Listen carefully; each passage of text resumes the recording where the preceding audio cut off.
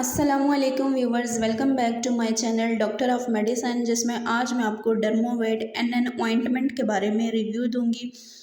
ये डर्मोवेट का जो ऑइंटमेंट है ये 20 ग्राम में अवेलेबल होता है और ये किस मकसद के लिए इस्तेमाल में लाया जाता है ये सब जानते हैं इस वीडियो में। इस वीडियो को आखिर तक मुकम्मल देखें और जो न्यू हैं चैनल पे चैनल को सब्सक्राइब करें और वीडियो को लाइक और शेयर करें।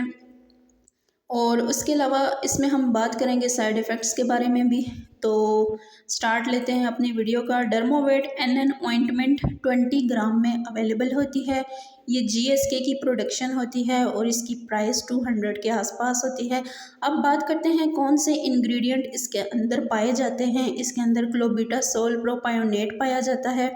उसके अलावा न्यूमाइसिन इसके अंदर पाया जाता है। नेस्टाटीन इसके अंदर पाया जाता है, जो कि बहुत हद तक काफ़ी स्किन इश्यूज़ को सॉल्व करते हैं।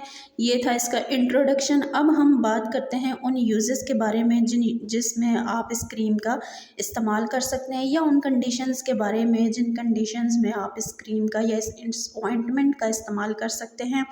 आप इसको पसोरियासिस में इस्तेमाल कर सकते हैं, उसके अलावा आप इसको एक्जिमा में इस्तेमाल कर सकते हैं, उसके अलावा आप इसको डर्मेटाइटिस में इस्तेमाल कर सकते हैं। अब ये तीनों कंडीशंस क्या होती हैं बात करते हैं। यानी कि अगर आपकी स्किन के ऊपर ख़ारिश है, या आपकी स्किन के ऊपर सोजन है, या आपकी स्किन बहुत ज़्यादा ड्राई हो चुकी है, या आपकी स्किन पर निशान बनते हैं, लाल निशान बनते हैं, या वाइट निशान या सफ़ेद निशान बनते हैं, या आपकी स्किन के ऊपर स्वेलिंग रहती है, या इन्फ्लामेशन हो जाती है, या बहुत हद तक आपको वायरल इन्फेक्शंस हो जाते हैं स्किन के ऊपर, या बैक्टीरियल इन्फेक्शन होते हैं, या फंगल इन्फेक्शन होते हैं, तो ये सारी ऐसी कंडीशंस हैं जिसमें आप इस क्रीम का या इस ऑइंटमेंट का इस्तेमाल कर सकते हैं। अगर आपकी स्किन बहुत ज़्यादा खुरदुरी है किसी जगह से, या आपको रिंकल्स बन जाते हैं, झुर्रियाँ बन जाती हैं आपकी स्किन पे, हाथों पे, कहीं भी आप इस क्रीम को या इस ऑइंटमेंट को अप्लाई कर सकते हैं।